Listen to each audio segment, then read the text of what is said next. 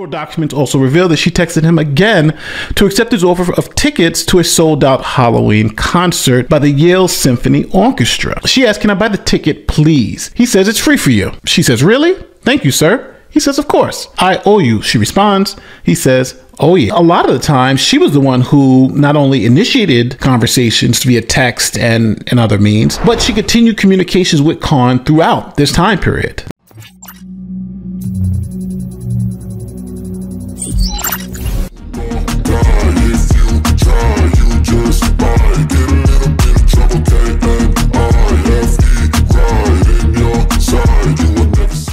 Guys, welcome back to Gets It Out.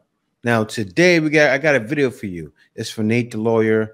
He's talking about something that happened in Yale, where a female falsely accused a Yale student, and now he's suing for $100 million. This is wild, but let's get right into it. In a 7-0 decision, justices ruled the former Yale student is not immune from a defamation lawsuit brought against her by a male student she accused of. That male student was exonerated in criminal court, and he is suing his former accuser and Yale University over statements made during the investigation. Some activists are warning the ruling could discourage victims from reporting assaults in the future. Okay, so just imagine someone accuses you of a horrible crime, and what do you mean discourage them from reporting in the future? If you don't have proof or he didn't do it, you shouldn't be discouraged because of it. Like, the man is the one being blamed and falsely accused. I'm confused. You then get arrested and go to court. A jury finds you not guilty in like record time. They look at the evidence and say, it's obvious this person didn't do that. But your job or school says, well, you know what? We don't believe the jury. We think the jury got it wrong. So then they have their own like separate trial. And in that separate trial, they don't let you question the witnesses. Matter of fact, the person who's accusing you, they don't even let you question. She probably put, I don't know if she played for school, but it seems like she had some part to play in that, or they're defending women, or the school sides with feminism. Question that person. They just believe the allegations, find you guilty, and either fire you or expel you from the school, no matter what the evidence showed. This is what happened to Saif Khan at Yale University.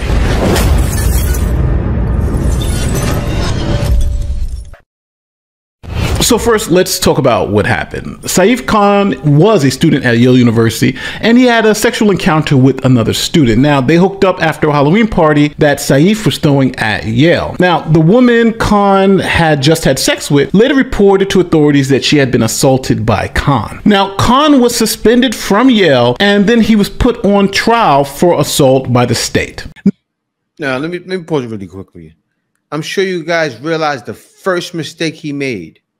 Getting with a girl while she's drunk. Mistake number one. Now, this is where you get to play jury. See, here are some of the details that the victim claimed occurred that night and the nights leading up to the event. Now, the story is basically a he said, she said, so the credibility of both parties are going to be critical to your analysis. Now, the only way you can determine who's telling the truth is whose account best aligns with the evidence that's going to be presented. I also want to be clear about how you should evaluate this. The accuser is the one that has to prove the allegations to be true. The person who's being accused doesn't have to prove anything. They don't have to prove they're innocent. So we have to look at the accuser's accusations, the evidence provided, to see if there's proof that Khan actually did these things. So first, let's look at the accuser's claims. Now, the accuser's first claim was that Khan was a serial harasser, and he was harassing her, particularly on Facebook. And as proof, she was showing messages in which Khan was trying to befriend her or make a friends connection on Facebook. Now, the evidence that you're going to see is not something I just found online. This is actually what was presented at trial against Khan. So first, we looked at the Facebook messages. Facebook messages showed that she and Khan had multiple messages on Facebook, and she also accepted Khan's Facebook request, along with giving Khan her phone number so they can contact each other off platform. So here are the Facebook messages that was presented at the trial. Saif says, "Boo, what's your number?" She replies with her phone number and says, "I'm sad I had to leave. That was an awesome talk." The accuser also stated to the authorities that she wanted nothing to do with Khan. But how are you going to say you wanted nothing to do with him and you accepted his friend request? Then you proceeded to talk to him, and the proof is there. I see why the jury threw it out right away. Text messages presented at trial show that she agreed to meet Khan and to go to dinner with Khan and to go to various events around campus with Khan. For example, when Khan invited her to dinner, this is what she said. Saif says, meal on Friday. She says, sure, I can do lunch on Friday or dinner any other day. All right, let's do Saturday, replies Khan. Sounds good. What time? 5:45. Trumbull. Works for you? Yes. Perfect. Court documents also reveal that she texted him again to accept his offer of tickets to a sold-out Halloween concert by the Yale Symphony Orchestra. She asked, can I buy the ticket, please? He says, it's free for you. She says, really? Thank you, sir. He says, of course. I owe you. She responds. He says, oh yeah. Now remember, all this is important because we're trying to understand their relationship. Because the victim here had claimed that she was in fear and she was being stalked. That oh yeah, that oh yeah was crazy. Oh yeah, that was like a oh yeah. Booked by Khan. But the court documents, as you see, showed that a lot of the time she was the one who not only initiated conversations via text and other means, but she continued communications with Khan throughout this time period. Like you just saw, asking if she could buy tickets from him, going out to dinner with them. Here, the evidence didn't really align with what the accuser was saying about their relationship. Now, one thing I want to mention about this story is how the media is actually not covering it, or I'd say the liberal side of the media. Check this out. On Ground News, it's able to show you how this story in particular is being covered by both the liberal media and the conservative media. And as you can see, the liberal media is essentially ignoring this story. Now, this case can fundamentally change how sexual assaults are handled on college campuses, but yet no one on the liberal media side has even mentioned it. Now, this is why I use Ground News, and I have a great deal for you. Subscribe through my link and get 40% off unlimited access. Wow, you see that? I think I need to subscribe to this because that's wild. No one covered it. Man, they really want to bury guys. I'm telling you, man. This is a holiday special, so it will not be around for long. Go to ground.news/Nate to get this amazing deal. Now, if you watched my videos before, you know the deal was 30%. So they've given you an extra 10%, 40% off Ground News. So what do you get from Ground News? Well, you get the coverage details, the total articles published on the story, and their political affiliation. You also get to compare how the story is being covered by left, right, and center sources. Ground News also allows you to compare headlines, and you can click and read the article from the original source. They also allow you to see the political affiliation of each source and story, who owns that source, and how factually accurate the source is. And then there's a blind spot feature, what allows you to see if stories are being over or underreported by either the left or right-wing media. Now, go to ground.news/Nate for 40% off unlimited access for this limited time. Ground News is an amazing source that'll help you get around the media bias, and I hope you check them out. Thanks to Ground News for sponsoring this video. Now, next, the accuser also claimed that the night after the concert that Khan forced himself into her dorm room. But at the time of the alleged forced entry, the ID card records showed that Khan entered his dorm room shortly after the accuser entered hers. Now, that made the forcible entry into her room a little bit problematic. And the reason why is that Khan couldn't be in two places at the same time. At the time, she was saying that he was forcibly entering her dorm room. He was also using his key card to enter his dorm. Yeah, so you got to figure something. What happened? Right? And why does she want to blame him? Like, did she realize it must be something like that? Is she trying to extort him? That's what it sounds like. It sounds like extortion tactics. It sounds like something that they do to superstars, right? Maybe she found out he had some money or something. I don't know. Now, after the incident occurred, the accuser says that she was trying to avoid Khan at all costs. But text messages after the encounter shows casual communications with Khan, including text messages the morning after the incident. Here it is. Saif texts her, morning. She responds, LOL. He then sends an emoji. She writes, go to sleep. This will stay between us. That goes for you too. Okay, great. Let me know when you wake up and we'll have a meal. Khan replies, yeah, we'll do. She then replies, hey, are you 100% sure you use protection or should I take measures? Khan then replied that he did use protection. Then later on that day, she writes this: "You're a piece of shit, Saif.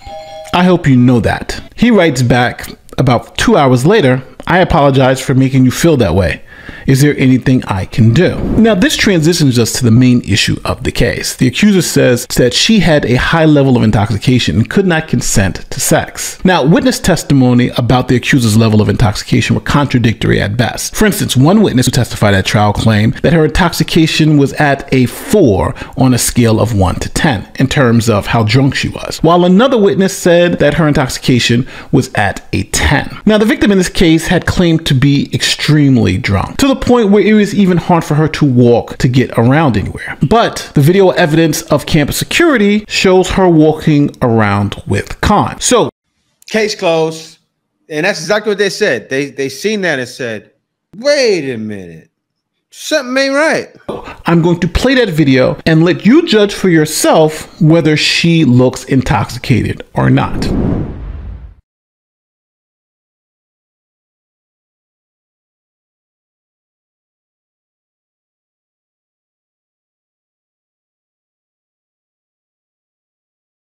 You can't really tell from the way the videos move. No, she's sober. Oh, she's sober. She's lying. Oh, she's sober.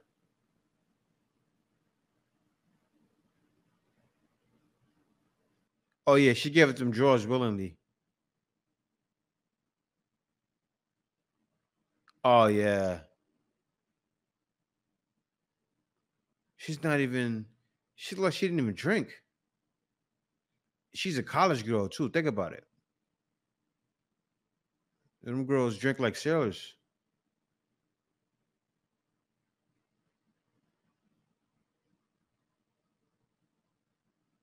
Oh, no. Oh, he's showing more. Oh, no, man. Now, you've just seen that video, but what you have to determine is if that video that you just saw is that portrays a person who is so intoxicated that they can't give consent to have sexual contact. Is that what you see in that video? What would you expect to see if you were looking at a video of a woman who was too inebriated to consent to sexual activity? So now, the final claim from the accuser was that she had not been sexually active with anyone else in the past 6 months, except for Khan. But the DNA swabs that were revealed at trial showed the presence of another man's DNA within the accuser. Now, this contradicted her claims that she had... See, she was a college girl. She was smacking skins of random dudes on a regular. And she's lying. What happened is when they seen she was lying, she had no credibility anymore. Case dismissed or case closed. Had not been sexually active for the past 6 months. Matter of fact, it contradicted the claim that she had not been sexually active for the past 2 weeks. So now the jury had a package. They had the digital evidence, the text messages, the ID swipes, the DNA swabs, the witness testimony, whether all that evidence supported her accounts of what happened that night. Now, after evaluating all the evidence for about 3 hours, the jury came back and acquitted Khan of all charges. They said that he was not guilty beyond a reasonable doubt. But Yale University didn't like that outcome. They decided to have their own trial, but this trial would be a little different. Number one, that evidence that was presented at the other trial, we're kind of gonna, ignore a lot of that. Also, we're not going to allow Khan to question the witnesses or even question the accuser. Matter of fact, he can't even be there in the room when the accuser does come and testify. Just so you understand, they didn't even let Khan's attorneys question the accuser during this, I'm calling it a sham trial. So to no one's surprise, Yale found Khan guilty of the assault and kicked him out, even though their trial was inherently unfair. So Khan sued the school because this trial was so unfair. And the Connecticut Supreme Court ruled that this trial was so unfair, it boggled the mind. Here is what they said. Saif Khan was a senior at Yale in 2015 when he was accused of assaulting a fellow student on Halloween night. The woman claimed that Khan raped her after she admittedly had too much to drink. Khan denied the accusations, was arrested, and faced a criminal trial. It took a jury 3 hours, just 3 hours, to acquit him on all charges. The story, of course, didn't end there. There was a hearing on Yale's campus in which Kahn and his lawyer were unable to cross-examine his accuser. They were not even allowed to be in the same room when she testified. Yale suspended Kahn and eventually expelled him. But now the Connecticut Supreme Court has found that Yale's kangaroo court was so unfair, they issued a ruling in Kahn's favor, in the accused favor. They wrote that Kahn's lawyer's inability to cross-examine the accused reduced them, and we're quoting now, to the role of a potted plant, saying fundamental fairness requires meaningful cross-examination in proceedings like the one at issue. They found Kahn could actually sue his accuser for defamation, something he is doing now. So yes, you heard that right. See, generally, Kahn wouldn't have been able to sue the school or his accuser because they would be protected under law. See, the law only protects Yale and the accuser if they conform with the fundamental principles of due process, like being able to confront your accuser and just overall having a fair process. But since Yale was so in the tank to just get Kahn and they didn't have a fair hearing, this allowed Kahn to now sue both Yale and the accuser for defamation because she made defamatory statements in that hearing. Now, a federal appeals court has just ruled that Kahn's lawsuit can move forward, and he's adding the accuser to his $100 million lawsuit against Yale, as it says here in the Sun. Now, the ruling has shocked the college world because, understand, schools are afraid because they've been doing this for years. And Kahn is now the test case to see if false allegations can lead to defamation suits, holding both the institution accountable and the accusers accountable for those defamatory claims. Now, both Yale and Kahn are in talks to get through discovery, and we'll see what happens. But Yale is going to trial in this case, and so is Kahn's accuser. So if Kahn wins, how much do you think he should win? What about his accuser? Do you think she should have to pay Kahn some money? Do you believe that her statements were defamatory? And what do you think about this whole process? Because Yale has a lot riding on this. Yeah, man. Yale is in some serious trouble. You know, that first trial is going to play a big part in the second trial. And so when they look at all that evidence and it shows Yale was at fault here because Yale involved themselves. They should have just let the trial, let it go, right? Kept them on. It's like they wanted to get him out of there. And Yale is a prestigious university. The guy probably, I don't know what he's studying, but I'm sure he's studying something that's going to pay him some serious money. So of course he wants to go, and you let him go. Now he lost all hope for Yale. He doesn't believe in going to Yale anymore. He's kicked out, but I'm sure he doesn't want to go back. Man, I hope this guy gets accepted somewhere else that's as high as Yale or better. You know, maybe Harvard, I doubt it, but, you know, who knows? But, yeah, this man deserves a second chance, third chance, meaning he deserves to get a decent, very good education from a place like Yale, and also he deserves his money. I don't think he's going to get $100 million. I think he may get like around, I hope he gets around 50. Maybe they'll settle and give him 10. But I do hope he gets something. And I hope she gets sued too, because this has happened in colleges since forever. Since forever, women have claimed false rape accusations on men, and it's not right. Right. But now, as he said, I think this would be a big